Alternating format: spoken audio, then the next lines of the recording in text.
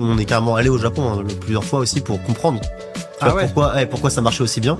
On allait une semaine là-bas, on faisait des tests utilisateurs de 8h le matin jusqu'à 18h le soir. Et il y avait plein d'anecdotes, c'était hyper intéressant. Tu vois, au Japon, il y a un truc, c'est le sixième sens de être kawaii. Pas mignon, mais le kawaii de comprendre ce que ressent l'autre. Essayer d'interpréter ce que ressent l'autre, vu que c'est une population qui est très sur le collectif. Pour bien t'adhérer collectivement, c'est important, tu vois, de dire ok, je sens que l'autre il est mal à l'aise, alors je vais me comporter différemment vis-à-vis de lui, et c'est comme ça qu'ils font société. Et par exemple, Zenly, vu que t'as du contexte sur la personne, ça donne beaucoup d'informations. Par exemple, on avait une anecdote, une étudiante qui nous disait je regarde quand mes potes ils rentrent en train chez eux, et si je vois que dans le train ils ont moins de 10% de batterie, je vais pas les appeler, je vais attendre qu'ils rentrent chez eux et qu'ils branchent leur téléphone, donc de voir que la batterie elle est branchée, pour les appeler, pour pas leur bouffer leur batterie dans le train. Et parce que tu cares, parce que l'autre est important, tu utilises Zenly. En fait, ça te permet d'être un outil pour lire mieux le contexte de l'autre.